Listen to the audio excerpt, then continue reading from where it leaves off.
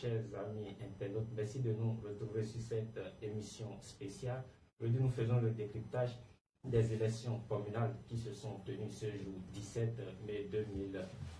Et en studio, j'ai avec moi 4 invités pour faire ce décryptage. J'ai Roméo Aïssébé, il est acteur politique et membre du bloc républicain. Roméo, bonsoir. Bonsoir, M. Koshimo. Bonsoir, chers internautes.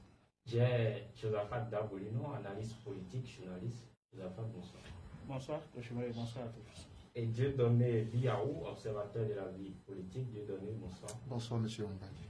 Et de l'autre côté, un autre journaliste, analyste politique également, Kader, bonsoir. Bonsoir, Koshimo Mbadi, amis internautes, bonsoir.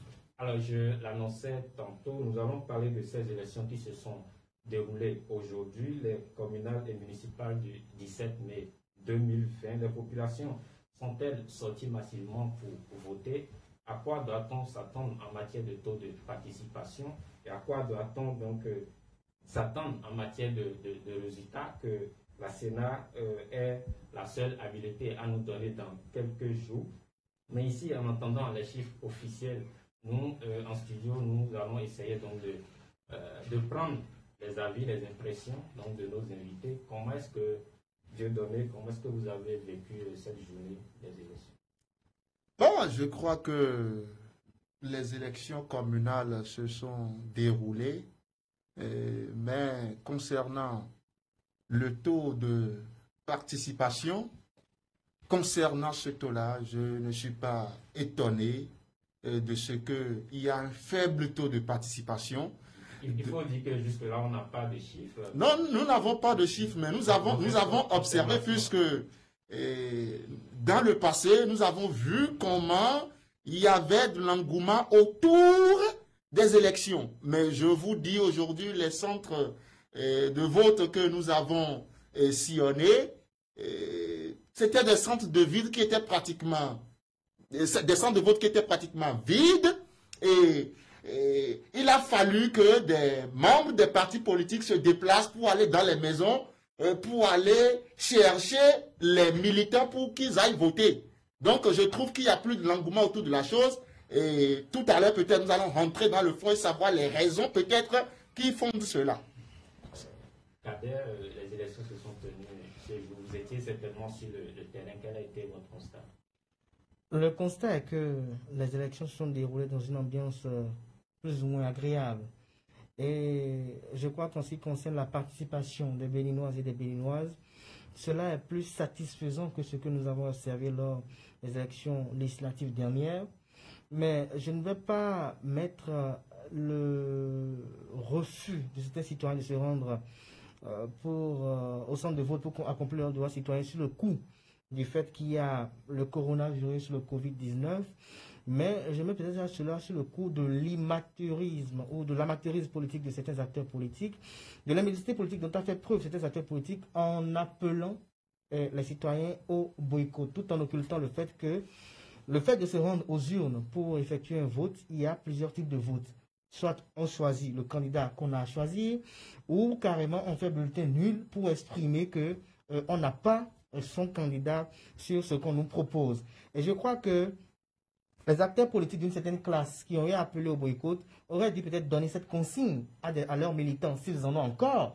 Ils auraient pu donner cette consigne plutôt que d'appeler au boycott. Ça, c'est une part. Mais d'autre part également, les Béninois, après l'élection présidentielle 2016, ont perdu un peu le goût à la chose électorale parce qu'on les a donné l'impression de ce que c'est une manœuvre politicienne généralement arrangée, généralement concordante les politiques, et donc que leur contribution n'avait véritablement pas d'action prépondérante dans le résultat final. Et donc tout cela, toute cette mauvaise communication, toute cette je dirais, désinformation qui a été diffusée dans l'opinion publique a contribué également à cela. Mais je crois que les populations sont sorties, tout ce que j'ai constaté dans le littoral et l'Atlantique, selon les informations qui parviennent également, les populations sont sorties dans le strict respect des gestes barrières édictés par le gouvernement, en observant les consignes des agents de santé et des agents de vote qui sont installés. Et je crois pour ma part, qu'il n'y a pas péril à la demeure et qu'on ne devait pas s'y attendre au-delà de cela. Et j'en finirai peut-être par ce qu'a évoqué mon prédécesseur, comme quoi des partis politiques, des responsables des partis politiques sont venus dans certaines concessions pour appeler les gens à sortir. Je crois qu'il est du devoir civique des uns et des autres de pouvoir motiver les gens, parce que je vais le dire en temps de mon intervention, qu'on a travaillé psychologiquement à amener les Béninois à cultiver un désamour à la chose électorale, parce qu'on les a donné l'impression de ce que ce n'est plus ce que vous voulez, c'est des choses à arranger. Alors que c'est une bêtise politique, parce que ceux qui habituent nos populations à ne pas se rendre aux urnes pour aller voter oublient que le jour où ils seront également au pouvoir, ces populations peuvent rester dans cette posture et cela peut être préjudiciable également. Voilà. Alors, Josaphat Darbolino, vous étiez également sur le terrain. Cadet pense que les populations sont sorties. Est-ce que vous avez fait le même constat? Non, mais il a quand même précisé qu'il s'agit des départements du littoral de l'Atlantique. Moi, je n'ai pas couvert le département du littoral de l'Atlantique parce que j'étais sur le terrain depuis 6 heures. Sur l'essai au niveau de l'OME du plateau, et pour faire le constat,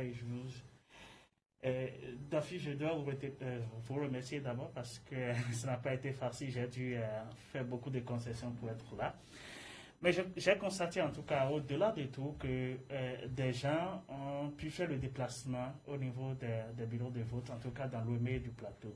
Mais le constat général, en tout cas, pour les chiffres officiels, pour les chiffres que nous avons eus au niveau, bien sûr, de l'OME du plateau, il y a moins de 20%, pour ne pas donner le chiffre exact, parce que ça reste toujours à faire, dans la mi-journée. Je parle de la mi-journée parce qu'actuellement, les données sont toujours en étude, en analyse.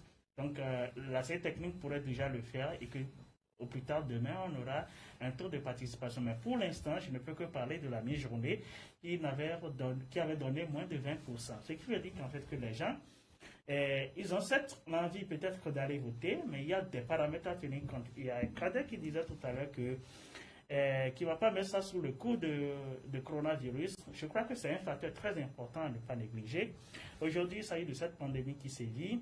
Et du coup, des gens ont la crainte d'aller dans ces bureaux de vote parce que c'est dit dans la tête du Béninois qu'en fait que c'est un lieu de rassemblement et que le virus prend corps au niveau des rassemblements.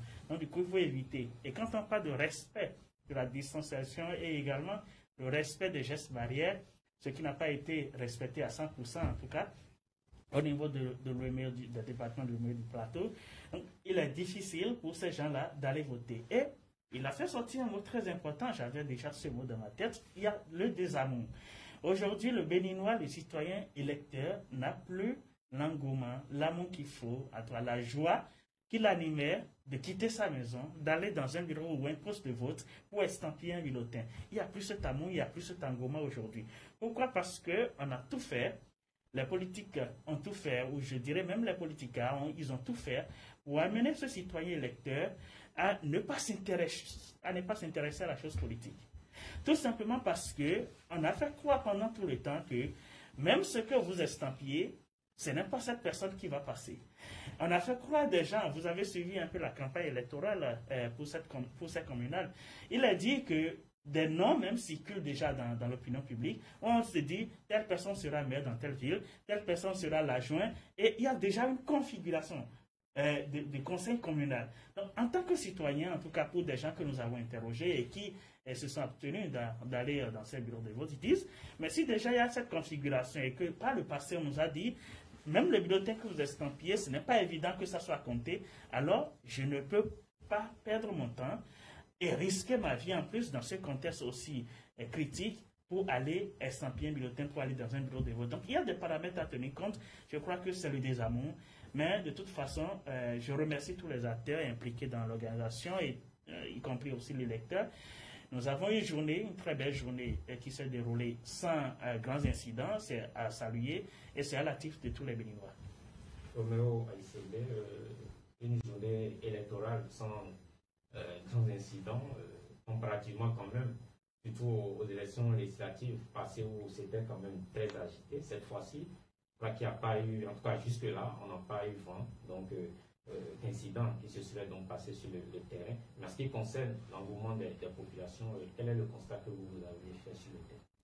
Merci beaucoup, M. Koshimo. Je salue tous mes présidents qui ont déjà eu la parole.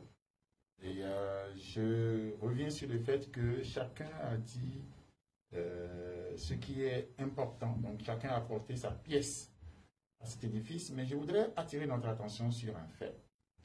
C'est le fait que dans les mesures barrières, il a été clairement dit aux populations, donc pour éviter justement de courir le risque d'être contaminé, que quand vous allez au poste de vote et que vous finissez d'accomplir votre devoir civique, pour rentrer chez vous. Ne pas créer d'attroupement. Alors, si vous suivez un peu cette logique, puisque moi, depuis un bon moment, je ne fais que saluer cette maturité du peuple béninois à automatiquement mettre en pratique les conseils liés aux mesures barrières de Covid-19. Et donc, par rapport à ça, le sensationnel ou bien le populisme ou celui qui s'attendrait à ce que nous avions toujours vu quand il y a élection peut se dire que je suis allé là-bas mais je n'ai pas vu de gens. Puisque avant, justement, ce que les uns et les autres ont dit, et étant toujours dans la ferveur des électeurs, c'est que quand on finit de voter, l'amour qu'on a pour le parti pour lequel on a voté fait qu'on laisse tout de la journée et on reste jusqu'au dépouillement. J'en ai fait moi aussi par le passé. Pour être sûr que c'est ce que nous avons voté, ce sont ces résultats-là qui quitteraient au moins là pour partir. Aujourd'hui, on est arrivé à une forme de confiance. Si vous me permettez, les deux élections organisées donc de la tentative du perfectionnement en 2019 qui avait amené des pertes à ce que nous voyons aujourd'hui en 2020 qui relativement est beaucoup plus apaisé et qui ouvre les horizons à un certain nombre de débats, celui qui montre en réalité que les plaisantins politiques s'abstiennent aujourd'hui d'aller aux élections parce qu'en réalité, ils avaient d'autres manœuvres qui les garantissaient de savoir que X ou Y devrait être élu à tel ou tel poste. Mais puisqu'il y a une transparence, puisqu'aujourd'hui il y a une compétence liée au niveau des structures organisatrices de nos différentes élections, et que les politicards ne trouvent plus la même manœuvre de piper les dés avant le jeu, et qui s'abstiennent de participer aux élections, ils ne peuvent que appeler au boycott, puisqu'ils se disent que le jeu les a échappés. Alors, si on ne prend pas tous ces paramètres en jeu, en compte et qu'on ne voit pas dans la direction de ce que nous sommes en train de tendre vers une perfection, ce que nous avons toujours appelé de nos voeux, c'est que nous puissions aller aux urnes et que les résultats issus des urnes soient réellement celui que nous espérons. Et donc, comprenez que, comme la mayonnaise tarde à prendre au niveau de l'élite politique, ça prendra le temps que ça prendra aussi au niveau du peuple pour pouvoir aller vers ce que nous espérons du système partisan. Sinon qu'aujourd'hui, ce que moi j'ai vécu dans Bomé-Calavi et ailleurs où j'ai été plus présent dans Bomé-Calavi, c'est que les gens ont aspiré, les gens aspirent réellement à ce que celui qu'ils aiment puisse passer. Parce que quand vous faites le sondage un peu à partir de 16 heures, de ce que nous avons comme nombre de votants au moins, ça donne, en tout cas pour quelqu'un comme moi qui avait été aux élections dans Bomé-Calavi, soit à Raizet, je sais que le nombre de votants que je vois affichés montre qu'il y a eu plus de participation qu'en 2019.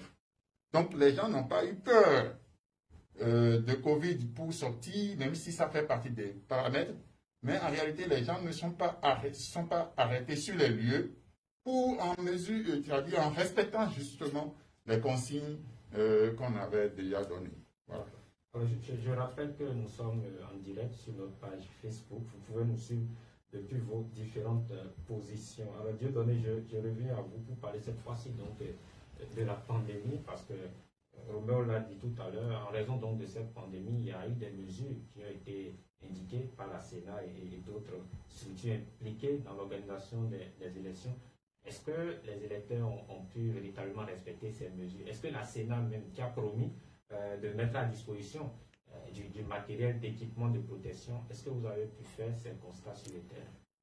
Moi, d'abord, je voudrais dire que quand nous parlons du taux de participation et les uns les autres justifient cela par le Covid-19, d'autres estiment que le taux de participation, cette fois-ci, est élevé par rapport au taux de participation de 2019.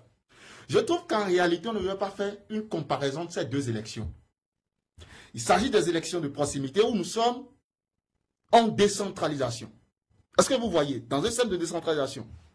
Mais ce que moi j'ai vu, ce que moi j'ai constaté sur le terrain, en réalité, ça n'a pas permis aux populations de se sentir réellement dans ce qui se passe parce que les campagnes ont été biaisées et ils se sont cachés sous le couvert du Covid-19 pour, comment je vais dire, vendre du vin à la population qui en réalité ne s'est pas senti dans la chose. Parce que moi aujourd'hui, par exemple, j'ai rencontré des citoyens sur le terrain.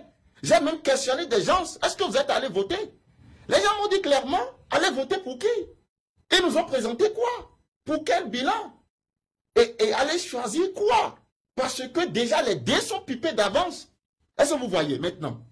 Quand vous parlez de est-ce que les mesures de sécurité ont été respectées ou pas, vous n'êtes pas sans savoir que aujourd'hui dans ce pays-là, les églises sont fermées. Les rassemblements sont interdits. Mais le gouvernement a tenu coûte et coûte à organiser ces élections juste pour assouvir aux intérêts des politiciens. Et quand nous rentrons dans les villages, quand vous voyez les images qui sont envoyées, les gens sont entassés, les gens n'ont pas respecté les distances de 1 mètre là. Et il y a des endroits où les gens sont dans le rang où ils sont entassés. Moi, j'ai constaté qu'en réalité que ces élections, ça suit un plan où on ne veut pas forcément décaler les élections vers une date ultérieure. On veut forcément assouvir à ses intérêts propres, mais on veut sacrifier le peuple. Et c'est ce qui s'est passé en ce qui concerne les mesures de sécurité. Je le dis et j'insiste là-dessus, les mesures de sécurité ne sont pas respectées.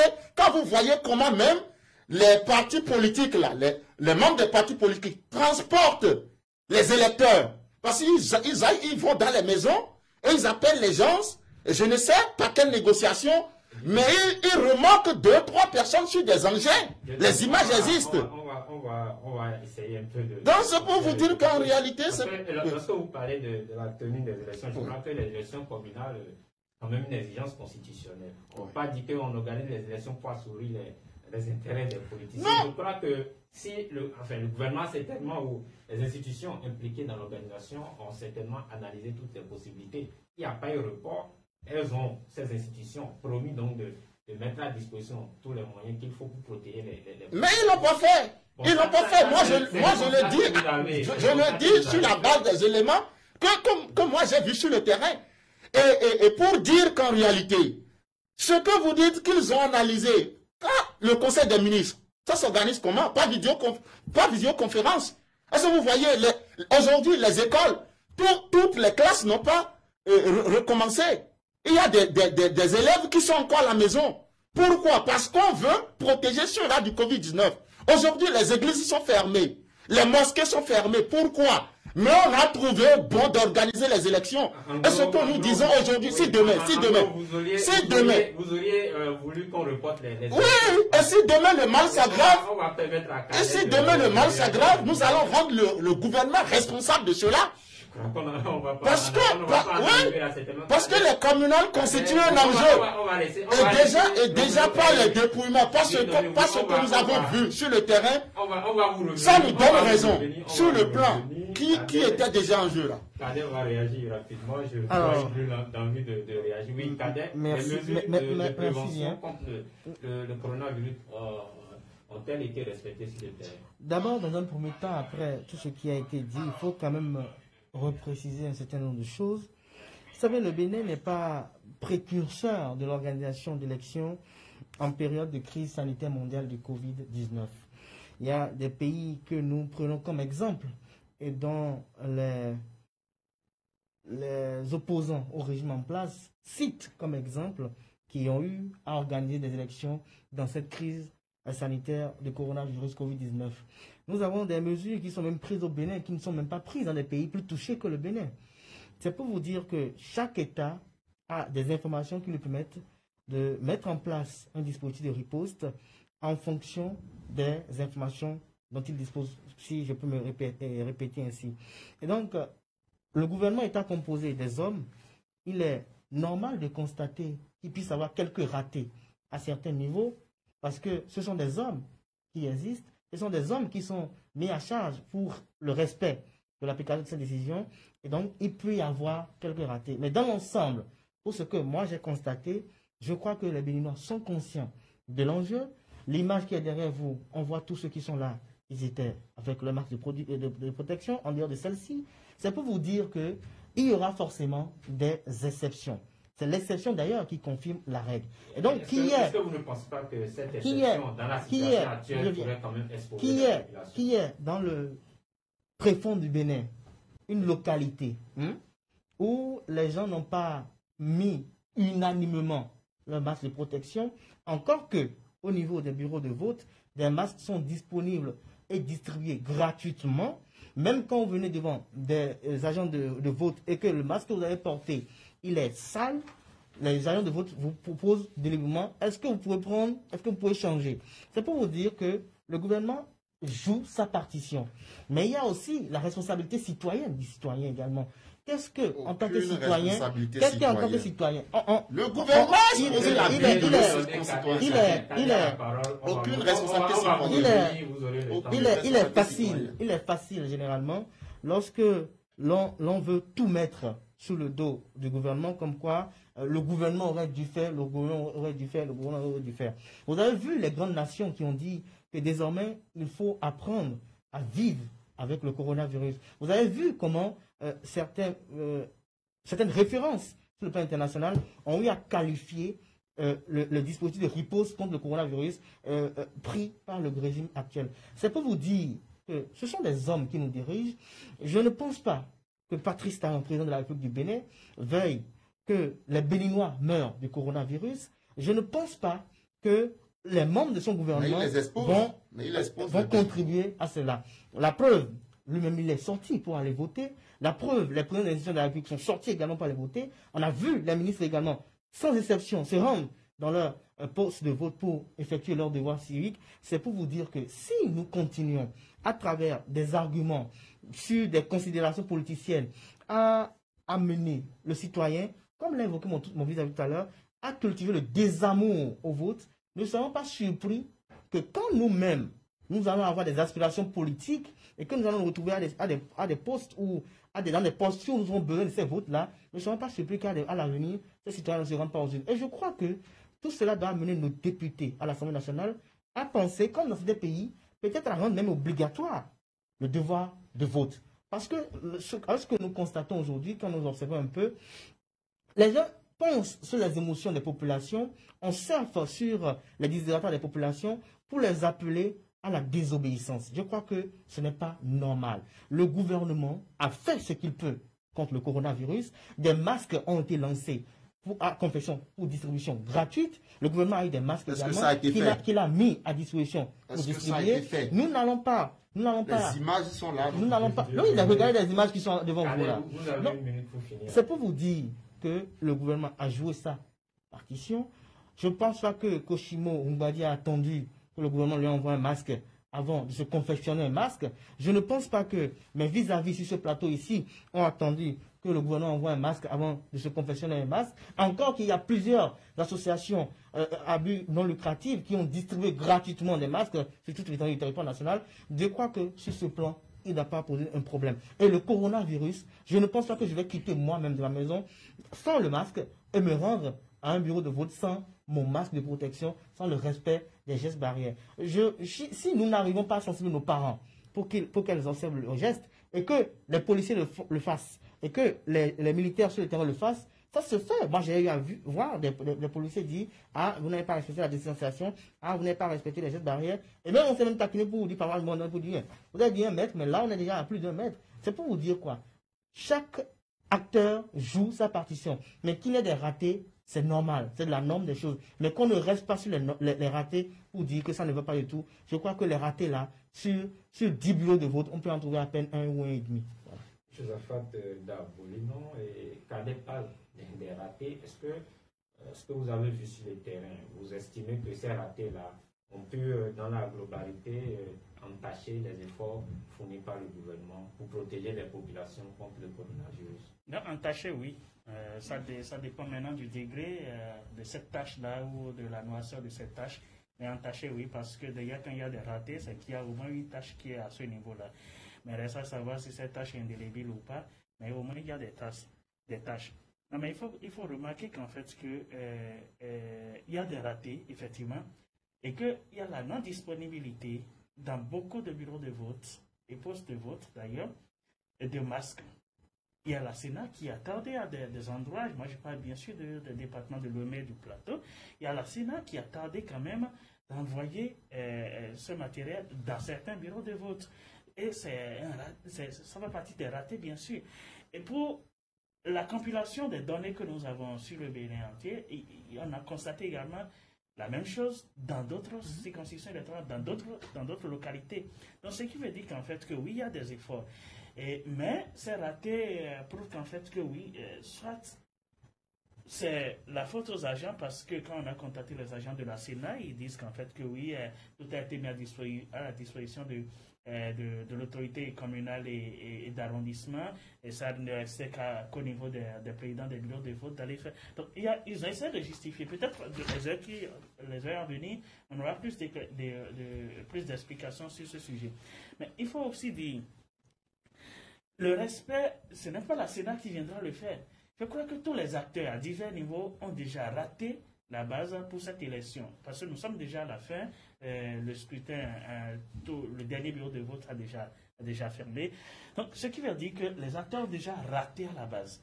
Il y a moins de sensibilisation à ce niveau. C'est-à-dire, à quelques jours, on aurait aimé, malheureusement, on le dit après maintenant, mais on aurait aimé si des gens veulent quand même véritablement une participation beaucoup plus massive, communiquer là-dessus, faire des spots, envoyer des gens, au lieu de se concentrer sur le fait que c'est moi qui vais prendre telle mairie, c'est moi qui vais prendre tel poste et tout le reste. On aurait dû sensibiliser davantage la population pour dire, vous quittez votre maison, vous faites ce geste, les gestes à faire déjà au niveau du bureau de vote, réaliser un spot pour faire la sensibilisation. Mais ça n'a pas été le cas. Et l'autre côté aussi, il y a le citoyen électeur. Vous savez que le port de masque est désormais obligatoire au Bénin depuis un certain temps. Donc logiquement, même si la Sénat n'avait pas mis à la disposition de ces bureaux de vote, le citoyen électeur qui quitte, parce que c'est dit, le décret dit, vous quittez votre maison, vous allez dehors, vous avez votre masque. Et c'est déjà obligatoire depuis quelques semaines déjà. Donc le citoyen qui quitte déjà sa maison, et c'est qu'il doit sortir avec son masque. Cette discipline, nous n'en avons pas, les Béninois n'en ont pas. Et c'est ça ce qui explique peut-être des ratés. C'est vrai qu'il n'y a pas non-disponibilité, mais au-delà de tout, si on sait que le port du masque est obligatoire, chaque citoyen, chaque électeur en sortant devrait venir déjà avec son masque. Je voudrais revenir un peu en arrière pour dire, toujours pour les mesures de prévention, on dit qu'il n'y a pas d'attroupement. Roméo disait tout à l'heure que les gens votent, mais ils quittent. Mais nous avons des données. Nous avons des informations sur le déroulement de ce scrutin dans tout le Bénin d'ailleurs. Et le nombre d'inscrits, le nombre de votants, nous aurons tous ces chiffres, en tout cas officiellement bientôt. Mais pour l'instant, pour les données que, en tant que journaliste, nous avons collectées sur le terrain, je ne veux pas l'évoquer maintenant, mais ça montre que la participation, ce n'est pas ce qu'on aurait souhaité. Ce n'est pas ce qu'auraient souhaité, par exemple, les acteurs. Et il s'agit d'une élection de proximité. C'est que vous et moi, nous avons certainement un parent proche qui est candidat, nous avons un ami qui est candidat, nous avons un frère qui est candidat. Donc, ce qui veut dire que nous avons cette obligation fraternelle, amicale, ou je ne sais quoi, d'aller voter, d'aller porter notre choix sur quelqu'un. Mais on aurait dû avoir une participation beaucoup plus massive. Et moi, je déconseille fortement qu'on compare ce scrutin communal au scrutin législatif que nous avons eu en 2019. Ce n'est pas les mêmes contextes, ce n'est pas les mêmes enjeux. Ici, il s'agit de la décentralisation. L'autre, il s'agit d'envoyer nos représentants au niveau de l'Assemblée nationale. Et ça, il ne faut pas comparer. Et Cette élection qui a même laissé un goût, je dirais même amer, au niveau des populations, au niveau des citoyens électeurs, ce qui fait que, bon, on se dit, mais si en 2019, il y a environ un an, il y a telle situation, alors je ne pourrais pas le faire maintenant. Autre chose également, nous avons toujours, le citoyen, en tout cas en tant qu'analyste, le citoyen a toujours l'impression que les différentes formations politiques qui se sont engagées dans cette course électorale sont presque toutes, j'allais dire, du même bord politique. Même s'il y a d'autres configurations, même s'il y a des déclarations qui disent non, nous sommes de l'opposition, non, nous combattons le régime en place, mais le citoyen a cette idée, à voir déjà, vous prenez par exemple les FCBE qui se disent bien sûr partie de l'opposition, on a vu la guerre, on a vu les différentes communications des différents acteurs, on a vu le bicéphalisme au niveau de cette partie politique. Donc des gens se disent, de cette formation politique, des gens se disent déjà, nous avons une compétition électorale qui se déroule entre des frères, entre des amis, et du coup, ce ne serait pas un enjeu pour un citoyen d'aller voter. Et je terminais en disant qu'aujourd'hui, nous avons eu un scrutin communal. Nous aurons des chiffres. Les acteurs politiques, les gens qui se sont engagés dans cette course électorale vont commencer par préparer psychologiquement le citoyen. Nous avons eu tel nombre, nous avons eu tel nombre, c'est nous qui prenons la part. Sans oublier qu'en fait, qu'il y a l'autre facteur de 10%. Et avant de venir sur ce plateau, je lis déjà sur la toile, que des partis se réclament déjà que nous avons suffisamment fait que nous dépassions même 30%, alors qu'on ne connaît même pas encore le taux de participation pour ce scrutin électoral. Donc, ce qui veut dire que des gens commencent déjà à préparer le citoyen, le Béninois, psychologiquement pour dire, si demain, vous n'entendez pas le nom de votre parti dans ceux-là qu'on va prendre pour calculer le quota, ce qui veut dire qu'il y a quelque chose qui ne va pas. Et si vous préparez déjà le citoyen de cette façon et que vous demandez à ce même citoyen, allez voter, il y aura souci, il y aura problème. Mais ce qui est sûr, c'est que le gouvernement a fait les efforts qu'il faut, les citoyens aussi à faire, même si on sent que ça a manqué au pied. On aurait aimé que les citoyens soient aussi disciplinés, aussi organisés que les Asiatiques, que j'apprécie beaucoup. Alors, Roméo AICB respecte les mesures préventives contre le coronavirus. Est-ce que vous avez pu constater sur le terrain? Est-ce que les bureaux de vote que vous avez parcourus, est-ce que les électeurs ont respecté? Est-ce qu'il y avait des masques de la SIDA à disponibilité? Est-ce qu'il y avait des gels hydroalcooliques pour quand même permettre aux électeurs de se protéger comme cela se doit? Merci beaucoup, M. Koshimo. Vous savez, j'attends que quelqu'un m'apporte le contraire de là où moi je suis passé, puisque je peux les nommer. Mais moi, j'avais même constaté qu'il y avait eu de trop les gestes auxquels on nous invitait, puisque déjà à l'entrée du bureau de vote, il y a le dispositif de lavage des mains et tout ça. Et vous arrivez là, il y a un monsieur à la porte qui vous oblige à tendre votre main et il met le gel où vous devez pouvoir faire le geste. Et au fur et à mesure, tous les endroits où on a pu sillonner, ce dispositif-là était là. Mais c'est sans ignorer que l'habitude du citoyen béninois aujourd'hui face dans son comportement de riposte face à ce mal, l'a déjà habitué à ça. Il y en avait même, je ne sais pas si vous l'avez vu, qui faisaient plus confiance à leur hydroalcoolique et qui sortaient de leur propre poche pour montrer que bon voilà, moi-même je l'ai déjà fait, je ne veux pas votre produit. Bon, toute organisation humaine est perfectible. Et je pense que ce que nous avons vu ensemble, moi, quand je vois les images qui montrent le contraire, et les réseaux sociaux, j'ai appris à ne jamais attaquer une image, soit en bien ou en mal, je prends toujours mon temps. Mais si ça s'avère vrai, je pense que les responsabilités seront situées. Puisque globalement, on a voté suivant des listes et on connaît l'effectif de votants au minimum par poste. Donc si c'est coincé à un niveau, il y a beaucoup de personnes qui sont sorties à ce niveau. Il y a eu un certain nombre de choses. Et c'est des hommes qui doivent quand même approcher et donner à certains. Mais je voudrais annoncer quelque chose. Vous savez, le simple fait que dans certaines localités, les gens apprennent que quand on va voter, qu'on a droit à son masque. Ça fait que d'autres sont partis voter. Et sous le masque? En tout cas, ce que j'ai vu, ça m'a un peu touché. Ici, c'est ce que j'ai vu que j'ai dit. Et les gens sont retournés avec leur masque. Et bon, la scène dont parle mon vis-à-vis, M. Dieudonné, en disant que les gens sont partis remorquer les gens. Vous savez, le Béninois, entre griffes, aime qu'on lui dise qu'on l'aide à faire ce qui est bien pour lui. Je vous assure que quand on vient devant votre portail et il y a un arbre et qu'on dit qu'on veut déraciner, vous vous opposez. Vous racontez à la personne que c'est sous cet arbre-là que vous prenez de l'air, vous avez de ceci, de cela. Mais en même temps, dès que c'est une route qui passe et qui empêche l'inondation, qui entre-temps vous empêche de sortir votre véhicule pendant 2 mois de pluie, vous criez sur tous les toits que cette route-là m'a sauvé. Mais il a fallu une force pour déraciner l'arbre. Mais c'est pour vous dire, là où on en est arrivé, il serait inconcevable que l'on commence à pointer d'un doigt accusateur, l'administration béninoise d'avoir à organiser les choses pour développer notre localité. Vous avez le calendrier de la fin de Covid-19, puisque je vous ai vu emporter avec passion tout à l'heure. Vous savez quand ça va finir? Vous pensez que les États-Unis se sont arrêtés de fonctionner? La France qui a couru avec des beaux discours pour enfermer ses citoyens. Vous avez vu dans quelles conditions on les a ouverts? On a dit à tout le monde de sortir. La France manquait même de masques.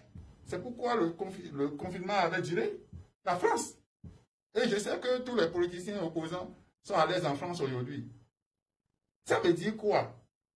Si on n'organise pas administrativement notre pays, on va aller où? Vous pensez que la faim ne va pas nous tuer? S'il n'y a pas une administration pour gérer les projets agricoles et autres, là, on va manger quoi? Vous pensez qu'on va compter sur le riz prohibé et l'élastique qu'on nous envoie? Non, arrêtez. Il faut une administration pour avancer. Et là, en tant qu'homme politique, quand vous étiez en train de parler avec passion tout à l'heure, je me suis dit, mais il y a un problème. Il y a un problème parce que vous rejoignez les hommes politiques qui demandent aux gens de boycotter tout, de laisser la maison salie, et lorsque eux, ils vont quitter la France, peut-être lorsqu'on va les appeler pour dire, bon, revenez à la maison pour qu'on lave vos casseroles, ils vont dire, maintenant, le pays redémarre. C'est des erreurs qu'on avait commises en 89. Et nous avions fait une conférence des forces vives de la nation en pensant qu'on a pris la tangente pour évoluer, mais on a pris des gourmands qui se sont empiffrés tout le temps. Je le dis, j'assume. Moi, je voudrais même des présidents, des anciens présidents qui ont le temps de dire les choses sur les réseaux sociaux, aller sur des plateaux avec nous, les jeunes qui avons tout vu aujourd'hui. J'attends ceux-là. On veut leur parler. Puis pourquoi ils nous ont envoyés à l'école? Pourquoi nous avons voyagé pour revenir au pays? Ce que nous voyons à côté, on ne peut pas faire chez nous ici. Ils sortent de leur maison aujourd'hui, ils ont véhicule, ils roulent. Avant que pour sortir, quand ils pipent les cœurs en l'air, pendant qu'eux, ils fêtaient 7 milliards, 10 milliards, ils sortaient avec vélo pour circuler dans la ville de Cotonou. Il faut qu'on se dise quelque chose. L'administration béninoise doit être construite. Nous sommes face à un mal qui vient vers nous.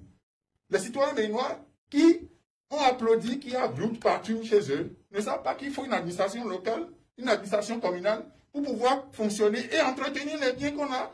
Mais je crois que le débat n'est plus à ce niveau. Non, le débat, j'ai rebondi. Parce que le scrutin a eu lieu, les citoyens se sont déplacés au bureau de vote pour porter leur choix. J'ai rebondi sur ces traits parce que le sensationnel a pris le dessus. Le sensationnel a pris le dessus que le débat technique est déplacé. Nous avons fait des débats. On a convoqué les institutions. Et on s'est convenu que si on veut aller à la... C'est comme si on dit à tout le monde de rester à la maison. Sinon le mal est dehors, n'attendons pas pour tuer les gens. Vous avez tout dit, mais vous n'avez pas dit de fermer Tantokwa, par exemple. Puisque vous-même, vous savez que si on ferme Tantokwa le matin, vous mourrez de faim le soir. Pourquoi vous n'êtes jamais plaint de fait que votre épouse va à Tantokwa pour quand on vous résume, c'est-à-dire vous défendez le fait qu'on ait pu tenir quand même les élections malgré le coronavirus. On devrait tenir les élections pour pouvoir mieux se préparer face à Covid-19 et renforcer la sécurité alimentaire surtout et sanitaire de la population. Alors, Dieu donné, on va passer à un autre aspect du débat. On a observé avec les images qu'on a vues, on a vu des présidents d'institutions, les hautes personnalités, les acteurs politiques qui sont sortis. Mais il y a quand même certains acteurs clés du monde politique qu'on n'a pas vu. Je vais citer par exemple l'ancien président Boni Yahi. On n'a pas également vu l'ancien président M. Fordieu donner Soglo. En tout cas, pour les images et pour les informations que nous avons jusqu'au moment où nous avons démarré cette émission, l'absence de cela dans les bureaux de vote, comment est-ce que vous analysez ça? Bon, pour d'abord revenir sur la question, je voudrais... Nous allons avancer, s'il vous plaît, permettez-moi quand même. Je voudrais dire à M. Roméo Aïssébé que comparaison n'est pas raison. Et même quand ils injurient ceux qui ont appelé au boycott, je crois, nous sommes dans... Je crois qu'il n'y a pas eu d'injustice sur le plateau. Non, pas parce qu'ils estiment que c'est des gens, ils sont dans l'amateurisme politique, ils n'ont plus de militants et tout et tout. Voilà. C'est pour vous dire que c'est à oublier les enjeux de ces élections communales. Ne perdons pas de vue cela. Il y a 2021 qui se joue devant nous, où on nous parle du système de parrainage, où il y aura les 83 députés en plus de 77 maires. Et c'est eux seuls qui auront la possibilité de parrainer les candidats pour 2021. Et il se fait que déjà 83 députés sont avec le pouvoir. Mais rien ne prouve que ces 83 députés ne vont pas parrainer des... Et s'il vous plaît, dans ce lot de partis politiques, en lice, il n'y a aucun parti de l'opposition. Il n'y a aucun parti qui fait résistance au pouvoir actuel. Donc, c'est pour vous dire qu'en réalité, ceux qui ont appelé au boycott ont appelé au boycott sur un fondement. Ne perdons pas de vue cela. Maintenant, nous n'avons pas vu le président Boni Yahi, nous n'avons pas vu le président Soglo dans les bureaux de vote. Ça ne doit étonner personne. Parce que c'est eux qui ont choisi aujourd'hui d'être du côté du peuple, de protéger le peuple et non exposer le peuple. Ce qu'ils ont fait aujourd'hui, ils ont exposé notre peuple à ce mal qui sévit, tout en oubliant qu'ils n'ont pas les moyens en réalité pour protéger le peuple en son temps, parce qu'ils sont en train de faire des comparaisons en disant la France a organisé les élections, des pays ont organisé les élections, en oubliant, s'il vous plaît, en oubliant que depuis que cette histoire a commencé, les États sont allés au secours de leur population. Mais qu'est-ce que le gouvernement béninois a fait pour aller au secours de sa population? Les masques qu'on a dit subventionnés. Les gens ont même distribué des masques partout. Le Togo, tout pour l'instant, a vu comment ils ont aidé les plus démunis. Mais vous n'avez rien fait. Mais vous avez préféré exposer la vie des citoyens juste pour gagner le parrainage de 2021 et se présenter aux élections de 2021 seul. Pour éliminer l'équité dans le jeu politique. C'est ce que nous dénonçons. Et aujourd'hui, en plus du président Boni Yahi et autres, il y a d'autres leaders qui ne sont pas allés voter. Parce qu'en réalité, ces élections répondent à une norme, ces élections répondent à un principe où ce qui s'était passé en 2019, où on a exclu des gens, après ça, les tueries de Kadiaou, de Kandi, de Tchaourou et autres, et après ça, la révision de notre constitution d'une manière bizarre où on ne peut jamais l'expliquer. Ces élections d'aujourd'hui rentrent dans ce cadre-là, et tout, c'est ça qui vient clore en réalité le processus de 2021. Et c'est pourquoi, aujourd'hui, moi je dis, tous ceux-là qui ne sont pas allés voter, ils doivent s'organiser d'une manière ou d'une autre pour montrer que oui, effectivement, vous avez organisé les élections, pour nommer une fois encore les maires, puisque nous voyons déjà ce qui se passe sur le terrain. Et vous-même, vous avez dit, il y a un désamour parce qu'on chante déjà que si et ça, et que les populations même n'ont plus confiance en leur propre vote. Donc, ce qui veut dire que cette histoire de loi, si aujourd'hui nous faisons un débat aussi, tout ce que moi je dis, désormais le peuple doit pouvoir se battre pour que l'équité revienne dans le jeu politique, pour que ce parrainage-là, qui a été institué là, soit sauté. Je vous remercie. Je rappelle que ce parrainage dont vous parlez a été quand même institué par les acteurs politiques eux-mêmes, à l'issue donc de la révision constitutionnelle que nous avons vue au niveau donc du... Par quelle révision? Par quelle révision? Vous savez pas un parlement monocolore et tout. Est-ce que vous savez, les élections d'aujourd'hui répondent à ce principe-là? Reconnaissons-le, disons la vérité, disons la vérité. Et il y a une autre question quand même qu'il faut essayer aussi de recentrer par rapport à la gestion du coronavirus.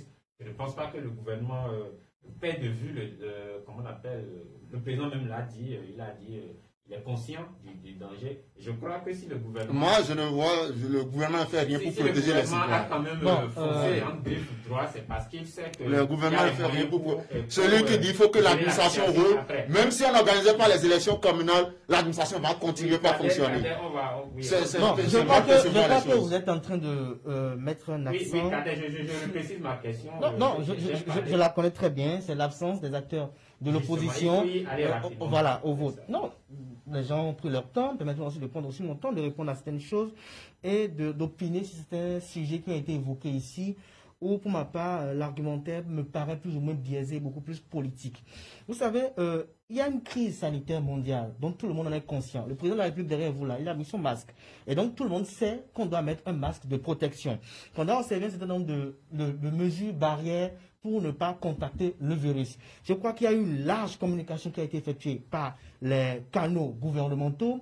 Les télévisions, les radios communautaires ont pris le relais. S'il y a encore dans la population quelques citoyens qui n'arrivent pas à observer ces mesures, je crois que les autorités à divers niveaux vont prendre leurs responsabilités pour les contraindre au respect de ces gestes et mesures barrières. En ce qui concerne l'absence des acteurs politiques et de l'opposition à ce scrutin, je crois que cela relève également de leur... excusez-moi un peu, ça va paraître un peu comme une injure ou peut-être un peu osé, mais je parlerai d'immaturité politique. C'est de l'injure. C'est de l'injure.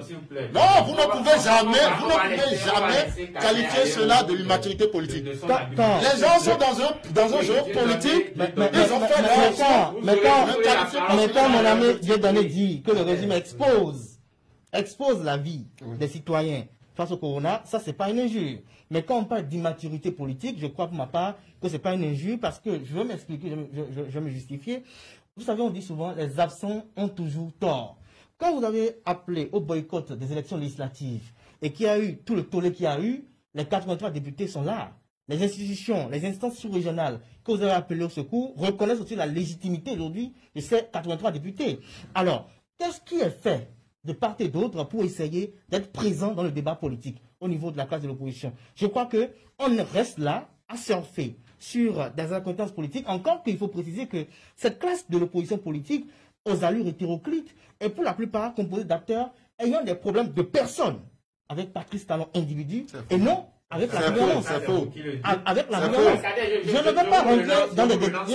Est-ce que ce n'est pas aussi un choix personnel de ne pas aller vous me laisserez finir mon argumentaire. Je crois, c'est mon affirmation, que la plupart d'entre eux ont des problèmes personnels avec la personne de Patrice Talon. L'un, peut-être parce qu'il n'a pas eu ce qu'il lui fallait à l'issue de l'élection présidentielle. L'autre parce qu'on savait qu'avant la présidentielle, il y avait toujours un problème. Donc, je crois que pour la plupart d'entre eux, c'est des problèmes de personnes. Maintenant, quand on est acteur politique, l'essence de la démocratie, c'est la diversité d'opinion, c'est la diversité en tout.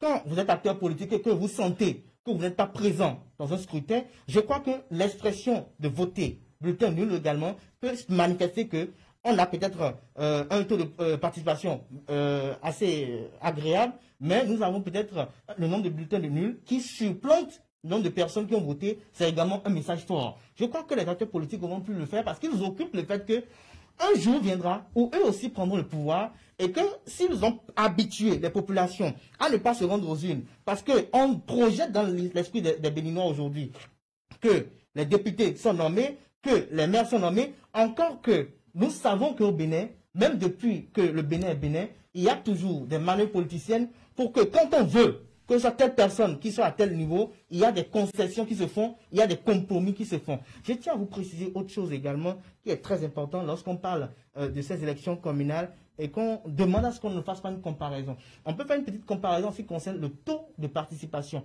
On peut se réjouir aujourd'hui que malgré qu'il y ait le coronavirus, les populations ont estimé vouloir sortir, vouloir voter. On dira que non, il n'y a que des partis politiques de la même obédience politique. Je crois que non. Il y a FCBE qui est là. Et je ne pense pas que unanimement FCBE soit composé de personnes qui partagent la vision du président Patrice Talon. J'ai écouté, à moins qu'on n'écoute pas tous, les FCBE, j'ai écouté des acteurs politiques de FCBE, je ne pense pas qu'ils sont... Et il y en a même qui disent que ce bicéphalisme qui survient au sein de cette formation politique permet à certains jeunes de pouvoir avoir la chance aujourd'hui de se positionner. Parce qu'autrefois, il y avait toujours des gens qui sont là, encore là. Pourquoi on estime que le Bénin ne peut pas évoluer? Le Bénin ne peut pas connaître un développement, une expansion, tant que certaines personnes ne contribuent pas dans le débat, tant que certaines personnes ne sont pas aux affaires, tant que certaines personnes n'en ont pas pour leur compte. Est-ce que nous allons tout le temps contribuer à amener des gens à se retrouver autour d'une marmite, à partager le gâteau national. Cette coalition de la rupture en 2016, je parlais pas de ceux qui disaient qu'il n'y a pas de problème dès qu'il y aura le pouvoir. Ils ne pourront pas s'entendre parce qu'ils sont ensemble pour des intérêts égoïstes, inavoués, pour des intérêts sur le dos des populations. Mais si nous-mêmes jeunes, nous restons là à estimer qu'il faut qu'ils reviennent, il faut cela, est-ce que nous occultons tout ce que certaines personnes de la société civile ont eu à dire en 2014, en 2015, et qu'aujourd'hui ont des actes antinomiques à ce qu'ils ont eu à dire par le passé, des actes contradictoires à ce qu'ils ont dit par le passé? C'est pour vous faire observer le fait que les acteurs politiques opinent toujours en fonction de leur position du moment. Et donc, il faut que nous quittons le débat politique et que nous parlons en fonction de l'intérêt des populations. L'intérêt des populations, je crois que si je me rends en centre de vote, je suis libre dans l'isoloir de voter pour les 5 partis politiques en liste, comme je suis libre de faire un bulletin nul qui est également l'expression de vote. Et je suis libre aussi de ne pas me rendre dans un centre de vote. Mais quand nous estimons qu'il faut appeler au boycott, moi je le dis, c'est un peu d'immaturité parce que nous estimons que c'est en appelant au boycott. Mais est-ce que l'appel au boycott a un impact sur la considération, la prise en considération du scrutin actuel? Est-ce que l'appel au boycott va impacter le fait que les élus ne seront pas élus, les conseils communaux ne seront pas installés? Je crois que non. Cela n'a trait qu'à ce qu'on a eu à observer par le passé, des scènes politiques, mais qui finalement n'ont pas d'effet. Et je pense que on a besoin véritablement d'une opposition politique, mais une opposition politique beaucoup plus intelligente, qui puisse mener des actions qui auront des effets. Mais pas rester là, à éprouver des actions pour dire, nous appelons boycott, nous appelons à ci, nous appelons à ça, ah non, il y a ci, il y a cela, sans qu'il y ait de problème. Je crois que si Patrice Talon, à l'époque, avant 2016, avait opéré comme ça, je ne crois pas qu'il se retrouvait président. Encore que nous ne soyons pas amnésiques. Rappelons-nous très bien tout ce qui avait été mis en place en 2016 pour l'empêcher de prendre le pouvoir. Mais malgré cela, avec l'intelligence politique dont il a fait preuve, il s'est retrouvé là aujourd'hui. Donc, appelons les acteurs de l'opposition à beaucoup plus faire preuve en considérant les enjeux politiques du moment pour pouvoir conseiller l'avenir. Josaphat Bolino, l'absence de certains acteurs politiques clés aux unes, quelle analyse vous faites donc de ce constat-là? Non, mais ça ne m'étonne pas. Et ça ne devrait même pas étonner si on sait déjà que ces mêmes acteurs sont regroupés pour faire sortir une déclaration. Et que nous sommes dans un pays démocratique. Le Bénin, jusqu'à preuve du contraire, est un pays démocratique. Je respecte l'opinion de Kader, mais je déplore le fait qu'il essaie d'insulter l'intelligence de ces acteurs, que ce soit politique ou de personnalité. Au-delà de tout, quand vous dites qu'ils fassent preuve de maturité et d'intelligence, une opposition intelligente, je crois que c'est un peu insulter leur intelligence en la matière. Mais de toutes les façons, ils sont des acteurs politiques. On ne peut pas faire... Moi, je ne voudrais pas faire un débat de personnes, s'il vous plaît. On ne peut pas quand même dire obliger quelqu'un à aller. Moi, j'ai lu la déclaration de la résistance qui se réclame toujours d'une force politique dans le pays.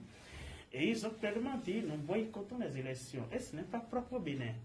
Quand vous proposez qu'il aurait pu dire, aller aux urnes, faire bulletin nul, c'est aussi une autre option. Mais ils n'ont pas pris cette option.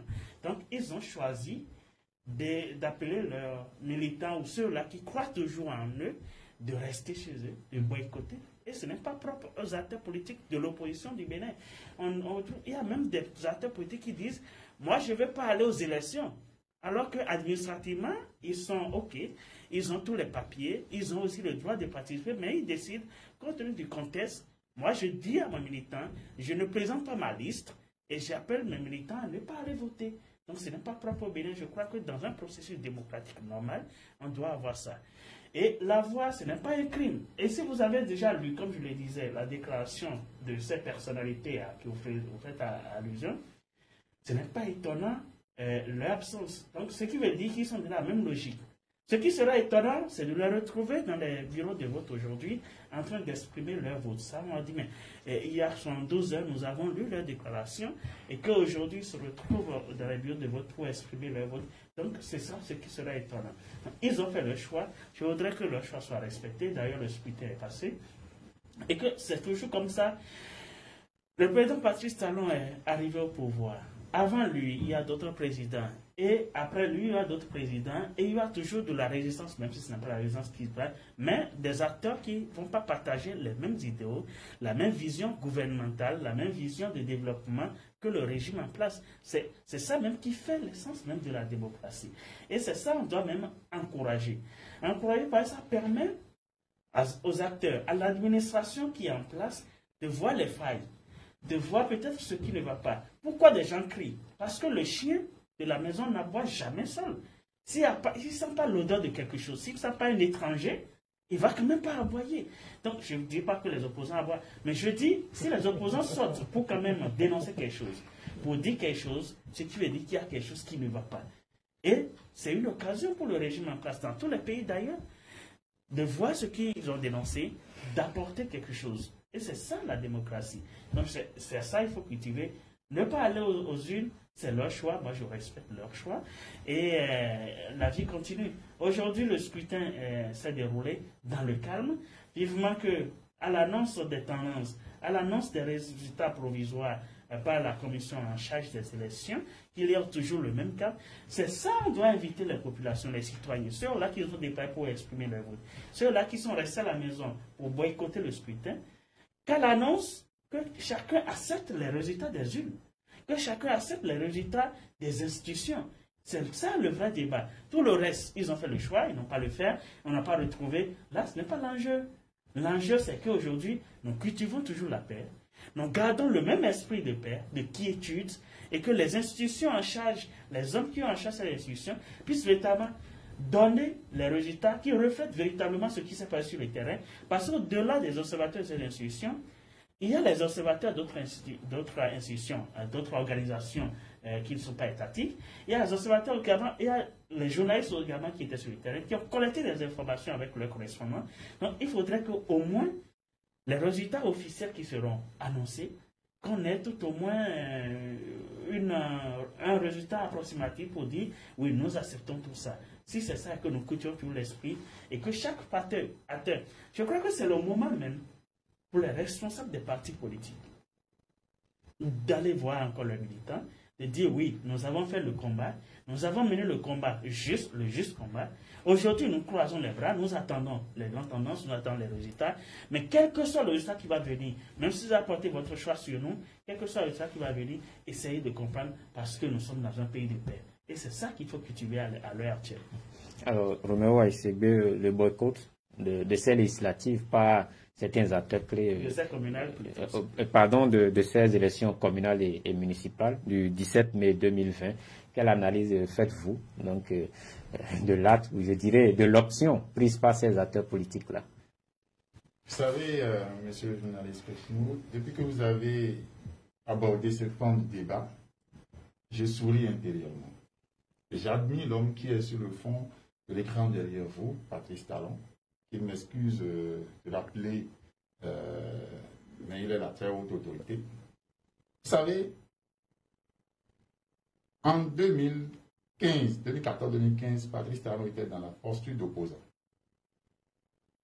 Est-ce que vous avez vu un appel à participation dans le jeu politique auquel, en tant qu'opposant, il a invité des opposants à boycotter? Si vous aspirez à gagner le pouvoir et à l'exercer, si vous tenez vraiment la vie des populations et que ce que vous défendez est réellement défendable et que ce n'est pas du leurre, si ce n'est pas basé sur vos intérêts égoïstes et personnels, si réellement ce que vous êtes en train de vouloir défendre, face à quoi vous dites, vous quittez même le pavillon ou le piédestal de l'opposition pour rentrer dans le piédestal de la résistance, si c'était vraiment des arguments soutenables, clairs, pourquoi n'allez-vous pas offrir votre poitrine au Gourdin? Pourquoi n'allez-vous pas faire comme nous avions fait en son temps? Et malheureusement, vous m'excusez, ce boycott est une culture de la paresse. C'est une culture suite à une association d'incapacité à réagir promptement face à l'adversaire qu'on a en face, et on fait la recherche des solutions faciles, des solutions orales, la théorie continue. Je parle ici en tant qu'homme politique. Je Je parle d'abord en tant que citoyen béninois, vie active que j'ai menée dans la société civile, jeune, dynamique, pour faire la résistance à M. Yaïbouni. Le mercredi rouge, ce n'était pas théorique. Nous, on n'appelait pas au boycott. Il y avait les réseaux sociaux là, il y avait les médias là, mais on était dans les rues, on était matraqués. Qu'est-ce que c'était pas la démocratie au temps de Yaïbouni, ce que nous avons vécu? Si aujourd'hui nous avons des paresseux peureux qui préfèrent rester chez eux et conduire le peuple dans de la paresse, de la pagaille, entretenir au cœur de l'opinion nationale, dans le cœur des populations qui ne sont pas entre griffes bien mûres, le refus du respect de la loi qu'on s'est doté soi-même, dire aux gens que c'est facile, c'est autorisé de violer la loi, c'est autorisé de ne pas se rentrer dans le droit, dans les droits qu'on a au plaisir de quelqu'un qui reste chez lui, et qui parle dans les caméras, qui fait des directs sur Facebook, ou qui envoie des articles. Vous savez, ce boycott est une erreur politique, que certainement ces acteurs politiques vont regretter tout le restant de leur vie. Vous pensez qu'ils n'ont pas bien mûri cette option avant de la prendre? En réalité, ils n'ont pas appris la politique. Ils sont auprès de la marmite ou bien du feu, mais ils refusent d'exposer le côté où ils ont la plaie pour accélérer le processus curatif de leur plaie. Parce que pour un homme politique, c'est toujours une chance de se retrouver dans l'opposition une fois.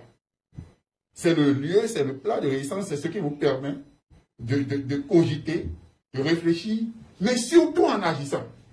Un politique en opposition qui n'agit pas ne gagnera jamais le pouvoir.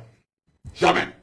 Aujourd'hui, j'ose le dire parce que nous sommes déjà au lendemain des élections communales et qu'on sait ce qui reste. Mais si vous n'agissez pas, ce que nous avions vécu, là aujourd'hui, j'interpelle la conscience des leaders jeunes et même d'autres politiques qui sont sur le territoire national, mais qui prennent ces appels au boycott comme l'évangile, mais ils sont en train de vous faire perdre 10 ans de votre vie.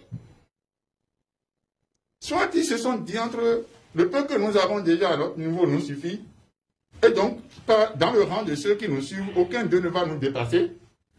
Aucun d'eux ne va atteindre le niveau où nous avons atteint, et donc nous allons les endormir de façon continue. Roméo, comment on appelle, cette option de boycott n'est pas quand même dans une logique. Lorsque vous prenez la plupart des acteurs de l'opposition, qui se sont déjà retrouvés en dehors du processus, est-ce que ça ne va pas faire bizarre de les retrouver aujourd'hui dans les unes, alors que dès le départ, ils étaient déjà hors jeu? Je vais vous dire quelque chose. Tous ceux qui ont appelé au boycott en soi-disant aujourd'hui, ici on a parlé de la résistance, il y en a parmi eux qui ont battu mains et pieds pour être à jour vis-à-vis des tests. Donc il y en a qui ont déjà accepté la révision de la Constitution issue du célèbre dialogue politique que nous avons vécu. Et donc, ces partis politiques qui sont à jour, mais qui ont pu dominer près de 3000 leaders de leur parti. Ce n'est pas possible. Pour leur empêcher et leur enlever l'ambition, alors qu'un parti politique qui naît, la volonté indubitable, c'est-à-dire qu'on ne peut pas séparer de la vie d'un parti politique, c'est d'aller aux élections et de gagner le pouvoir et l'exercer.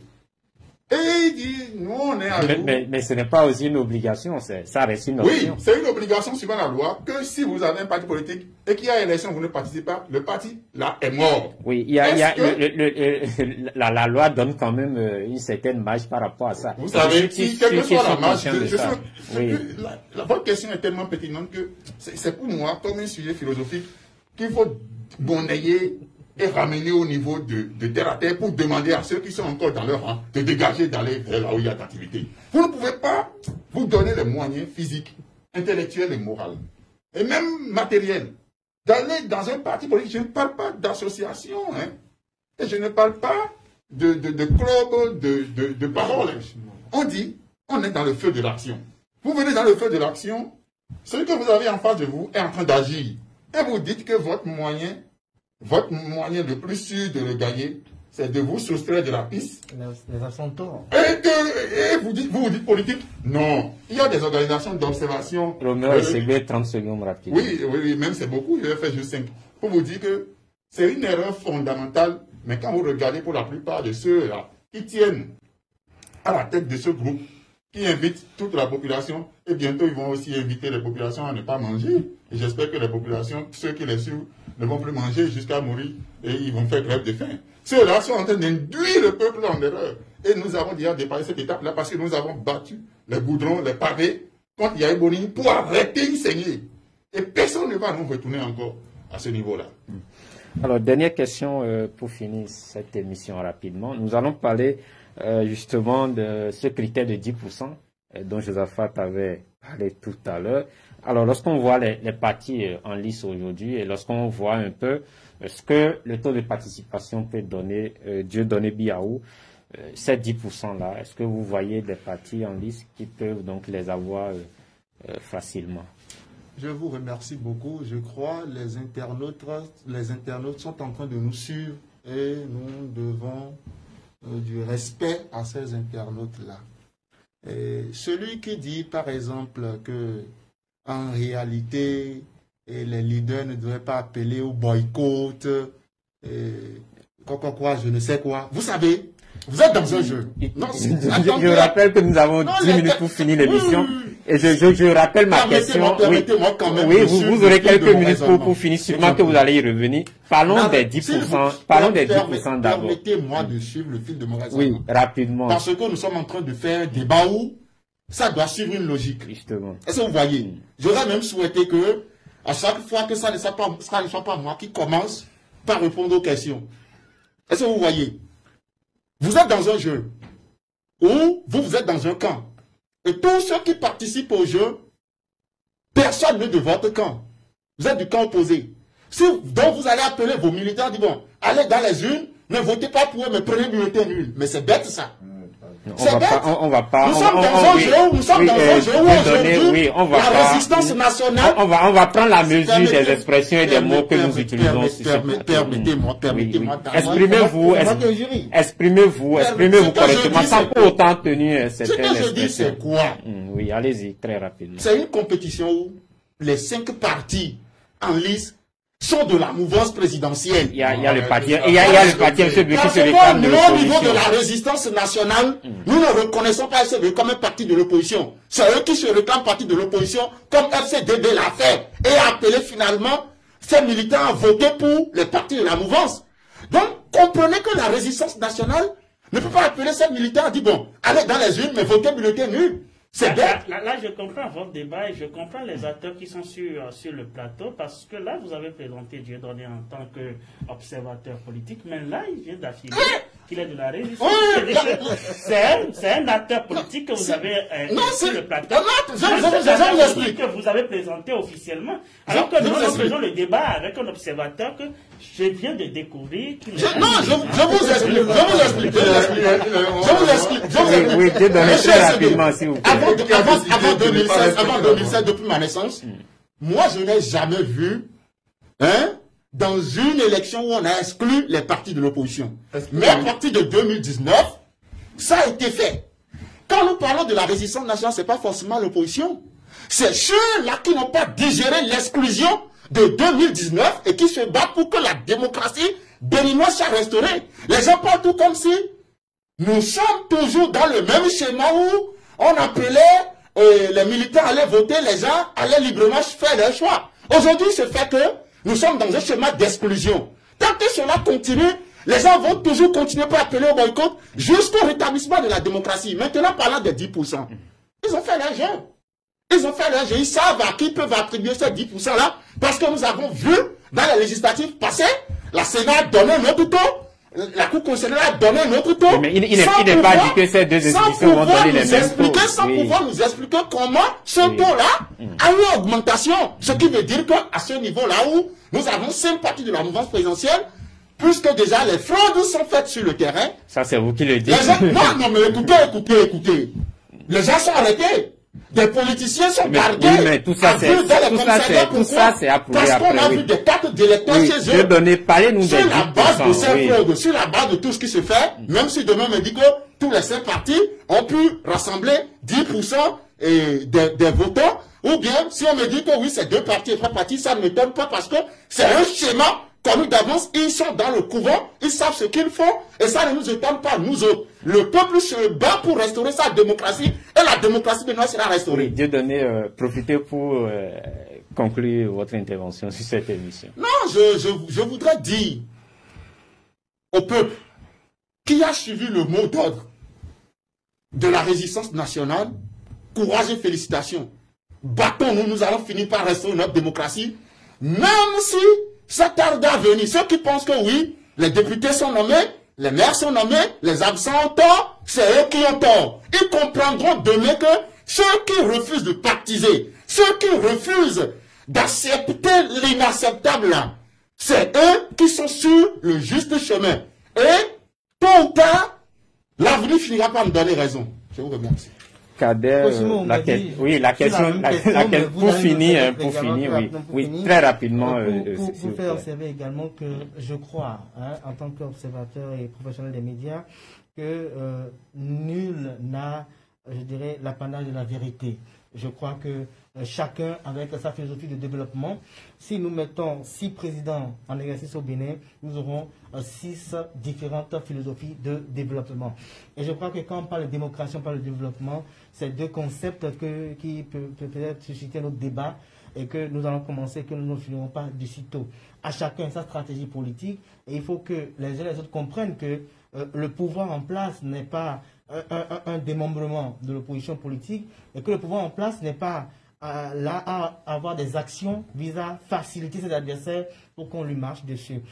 Pour revenir sur la question des 10%, je crois, moi, qu'il y a 4 partis politiques, 2 soutenant fermement l'action du gouvernement, 2 autres qui soutiennent également l'action du gouvernement, et 1 qui se réclame de l'opposition au régime actuel.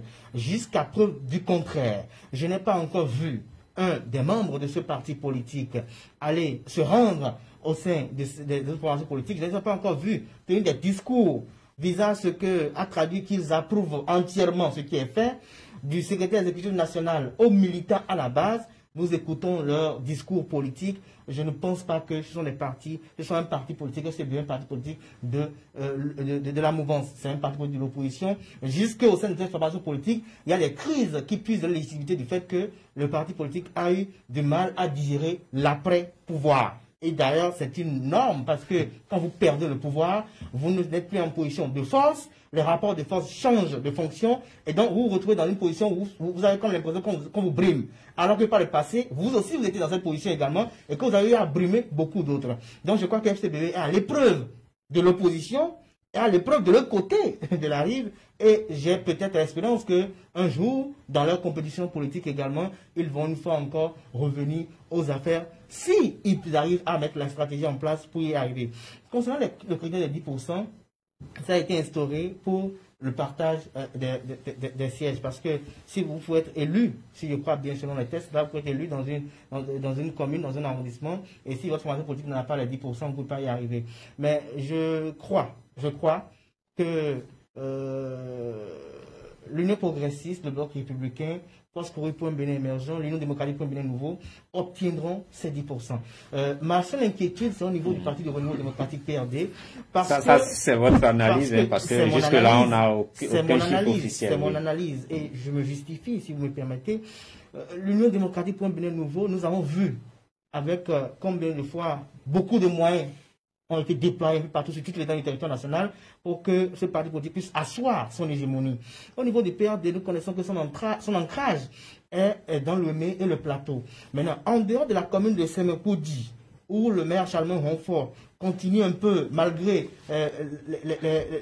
l'hégémonie du BR et de l'UP, continue toujours de tenir la barre, au niveau de Porto-Novo et autres, le PRD est en train de perdre des plumes. Parce que nous avons des acteurs qui sont là, et d'autres ont même juré, parce que ça devient un challenge, de prouver quand même, étant, je dirais, sympathisant du chef de l'État, de prouver au chef de l'État que le PRD n'a plus d'assises, n'a plus d'ancrage dans cette dite localité. Et donc, pour ma part, il y aura un peu de difficulté que le PRD obtienne. C'était un suffrage assez considérable, parce que le PRD, pendant longtemps, était aux commandes de certaines mairies dans ces zones-là, Et on a vu les travaux qui ont été effectués. L'État central est venu depuis un certain temps. On a vu les travaux qui ont été opérés par l'État central. Il y a des acteurs politiques qui réclament l'effectuation de ces travaux-là de par leur négociation avec le pouvoir en place. Et donc, tout cela se marchande sur le terrain politique. Donc, cela peut peser également dans la balance et peut amener peut-être des citoyens qui ont vu la vie de Porto Novo pendant longtemps dans un certain état, l'avoir aujourd'hui en pleine métamorphose et se dire, bon, si nous avons cette métamorphose, c'est bien cela. Mais cela n'empêche pas que le PRD obtienne, je dirais, un suffrage quand même assez considérable parce que pour certains, le PRD est une religion et qu'on le veuille ou pas, ils restent PRD, ils mourront PRD. Mais je ne dis pas d'entrée de jeu que c'est impossible, mais je pense, et c'est une supposition également, qu'il pourrait être en difficulté à ce niveau. Mais la Sénat va le situer par rapport à cela dans quelques heures. Je finirai en disant, parce que j'ai lu aussi les réseaux sociaux, ce soir que certains estiment que FCBE ne peut pas obtenir les 10%. C'est à ce niveau beaucoup plus que je vais me focaliser pour finir mon argumentaire pour dire que je crois, et j'ai toujours la ferme conviction, que malgré la crise qu'a traversé cette formation politique, il y a des militants à la base qui continuent de penser FCBE.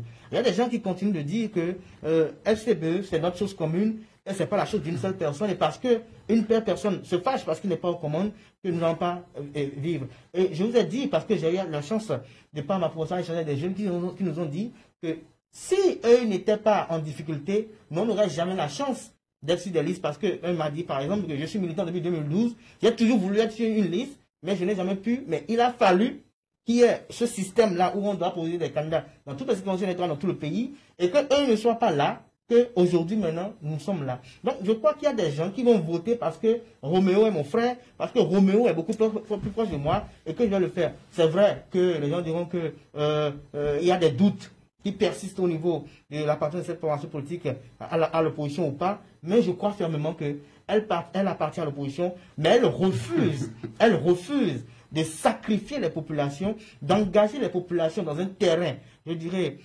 aux allures incertaines, parce que je crois que dans un système démocratique, il n'y a que par les urnes qu'on arrive quand même à prouver, dans son désaccord,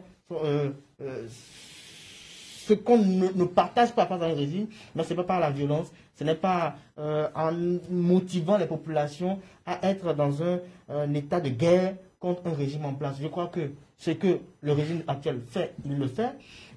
En 2021, je crois que nous aurons l'occasion d'aviser. Maintenant, si le jeu est ce qu'il est, cela n'est que la faute des acteurs politiques. Nous ne sommes que des observateurs. Nous les regardons faire, nous les regardons danser parce que, après tout, après, ils finiront par se retrouver pour dire qu'ils fument le calme de la paix. Et j'en aurais marre si j'ai eu à défendre l'un au détriment de l'autre. Voilà.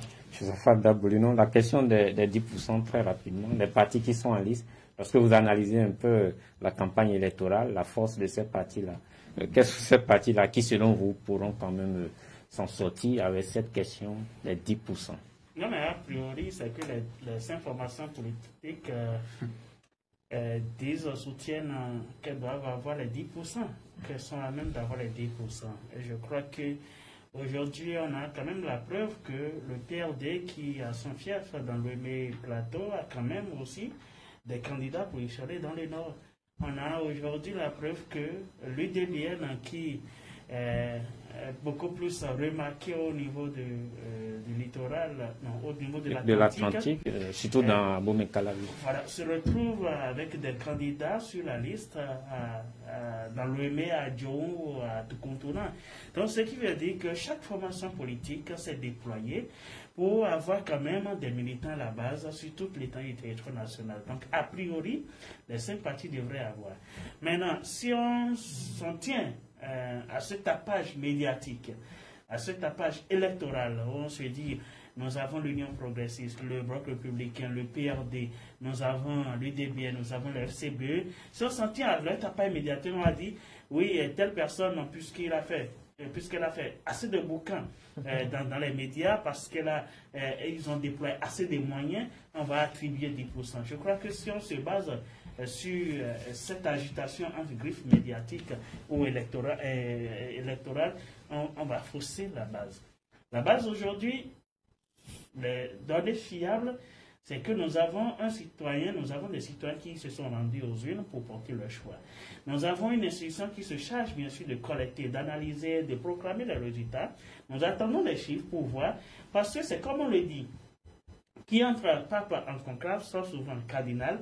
Donc aujourd'hui, on va dire, parce que l'UP, l'Union progressiste, a fait assez de publicité, a été remarqué davantage dans tel pays, dans le pays, que d'office, l'UP aura 10%. Est-ce que c'est parce que les FCBE ont un passé qu'on connaît avec leurs militants, malgré bien sûr le bicéphale, que les FCBE auront 10%?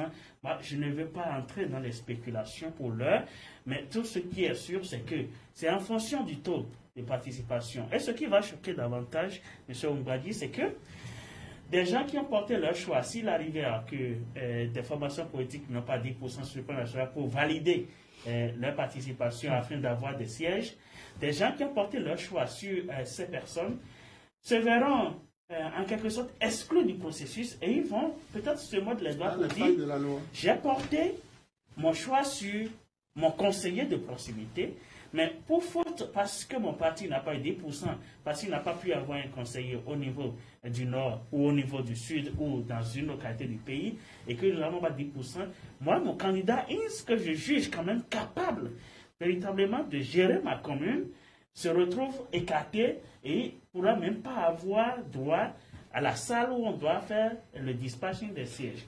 Et malheureusement, ce sera quelqu'un, peut-être, par défaut. Et aujourd'hui, après bien sûr la proclamation des résultats, nous aurons des conseillers par défaut si éventuellement, je le dis, les 5 formations politiques n'ont pas 10% pour avoir droit au partage des sièges. Donc on aura des sièges, des conseillers par défaut. Je voudrais finir rapidement, pas pour répondre à Kader, mais pour dire que si il cite l'exemple des FCBE avec son reportage qu'il aurait réalisé avec des jeunes qui disent « Moi, je suis militant depuis 2012 et que s'il n'y avait pas eu cette affaire, je ne serais pas sur une liste électorale. » Je crois que c'est une analyse trop biaisée. Être militant en 2012, on est en 2020, ça fait 8 ans. On a eu combien d'élections déjà en 8 ans au Bénin pour que le militant, le vrai militant qui se dit militant là, puisse être sur une liste électorale. Donc je voudrais inviter Kader avec les journalistes. En tout cas, vous êtes sur le plateau avec moi en tant que journaliste. Donc je voudrais vous inviter beaucoup plus à du professionnalisme, nous inviter parce que c'est j'ai rapporté des propos. Oui, c'est ses propos. Vous l'avez dit avec une certaine affirmation, avec une certaine fierté, je me dis, mais ça ne devait pas venir d'un chaque situation profite toujours à quelqu'un. Donc, moi, je voudrais vous remercier pour ce direct, parce que ce n'est pas donné à n'importe qui. Remercier la direction de Bénin Actu pour ce direct, pour ce décryptage, cette chance que la direction nous a donné de décrypter l'actualité, et remercier aussi tous ceux-là qui sont sur le plateau. Omer Segui, on va finir avec vous. Je rappelle que vous êtes membre du bloc républicain. Vous allez nous dire sur ce plateau si votre parti pourra avoir ces 10%, ces fameux 10%. Eh bien, merci beaucoup. D'office, votre réponse, je vous le dis, le contraire de d'abord, dans l'esprit de tout combattant. On ne va pas à la guerre pour voilà, se dire. On ne va pas à la guerre pour le truc. Et déjà, même à la mi-journée, en tout cas, à partir de 16h où les tendances ont commencé, je crois que qui dit BR dira quand même que BR pourrait avoir les 10%. Ce que nous espérons, c'est de faire un chaos sur le plan national et d'avoir au minimum 60 mairies, si Dieu le veut. L'autre chose sur laquelle je voudrais venir, il y a un pan développé par notre cher frère Josaphat, sur lequel je voulais attirer son attention. Les 10% en réalité rendent un service de valeur que nous nous rendrons compte en évoluant dans le temps. Pourquoi? Parce que le système partisan, le code électoral que nous avons, le système partisan, le développement ne se base pas sur les idées d'un homme. Mais c'est des projets de société d'un parti politique qui s'exécuteront. Ce n'est pas parce que... La décentralisation n'est pas ça. Vous savez... Moi, je ne suis pas d'accord avec ça. Aujourd'hui, avec les réformes, puisque vous ne serez jamais d'accord, parce que vous êtes des résistants, et d'après votre définition de résistant, c'est celui qui s'exclut du jeu démocratique. Celui qui se dit, parce que la démocratie que vous citez, c'est un abus. Allez dire à tous ceux-là qui parlent de résistance et qui parlent de démocratie. Résistant, dans la logique, c'est que nous sortons du cadre légal du combat. Et nous n'acceptons aucune loi imposée par la démocratie qui permet le mieux. C'est vous, votre compréhension. Non, c'est ce qui est. Roméo, s'il vous plaît. On va finir rapidement. Oui, je reviens au fait en disant que les 10% s'imposeront. Et peu importe qui subira. Mais c'est parce que le programme, la preuve, nous avons subi une campagne médiatisée. Et les partis politiques ont eu leur temps de parole. Est-ce à dire que ce que le parti politique dit vouloir faire à Cotonou n'est pas faisable à celui qui a écouté ce même message à Tchumi-Tchumi? Et c'est parce que Dieu donné aurait fait son bouquin à tant que où il habite et que son parti n'a pas obtenu 10% et que Dieu donné n'est pas sélectionné, que là où lui il habite ne sera pas développé suivant le programme annoncé par son parti? Non. Non, mais si son parti n'a pas les 10%, d'office, son parti sort du jeu. Puisque son parti n'a pas convaincu le plan national, son parti n'a pas convaincu 10% des Béninois, et il va faire quoi? Du coup, vous ne pensez pas que ce critère va un peu contre le principe de l'élection de proximité? Ce que nous avons toujours combattu, là où la résistance naît, c'est qu'il n'est pas possible que ceux qui nourrissent le monde soient aussi ceux qui ont faim. Comment voulez-vous que celui qui ne représente pas 10% de la masse puisse venir diriger les 90% restants? Vous comprenez mal le concept de la décentralisation. Le principe, je le dis, décentralisation. Vous confondez les choses. Nous sommes dans un processus électoral. 30 secondes rapide. Voilà, nous sommes dans un processus électoral où nous estimons que la pluralité des partis politiques dans l'arène de la gestion d'une cité est nécessaire. Donc, je souhaite bonne chance à toutes les formations politiques qu'elles fassent tout pour avoir. Bon, aujourd'hui, ça ne dépend plus de leurs efforts.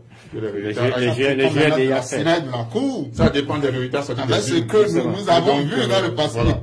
Maintenant, je m'en voudrais de ne pas saluer la mémoire de tous ces candidats qui aspirant au développement de leur pays et ne voulant pas suivre les paresseux qui invitent les gens à boycotter à tout moment et qui se sont mis en lice pour développer le pays et qui malheureusement ont été appelés à un autre royaume autre que celui dans lequel nous vivons.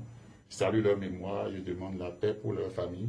Je demande aussi que leurs âmes reposent en paix et en leur rassurant, puisque les morts ne sont pas morts, que ce qu'ils ont voulu faire sera exécuté à 100% pour leur satisfaction et pour la gloire de chacun d'eux. Alors, merci chers amis internautes. Nous sommes à la fin de cette émission. Vous nous avez suivis en direct depuis vos différentes positions. Je crois que le débat peut continuer en commentaire. Ceux qui ne nous ont pas suivis, l'élément est toujours là. Vous pouvez venir suivre cette émission qui a été quand même un peu spéciale. En studio, j'étais avec Abdelkader Achirou, il est journaliste, analyste politique, Josaphat Dabolino, analyste politique, journaliste, et Roméo Aïsegbe, acteur politique, membre du bloc républicain, et Dieudonné Biaou, observateur de la vie politique, ou résistant ou encore acteur politique. Voilà, donc avec eux, nous avons parlé des élections communales qui se sont tenues ce jour, 17 mai 2020. Nous avons parlé de l'engouement de la population qui nous sera confirmé ou infirmé par les chiffres officiels que donneront donc la Sénat. Nous avons également parlé de la question des 10%. Nous avons parlé du boycott dont certains acteurs politiques ont fait option. Ce sont ces questions qui ont été au cœur donc de cette émission. Merci de nous avoir suivis. Et moi, je vous donne rendez-vous jeudi prochain sur Bénin Politique. Nous allons également parler une fois encore des législatives, des communales de 2020. Et là, je suis sûr qu'on aura déjà assez de chiffres. À jeudi prochain sur Bénin Politique.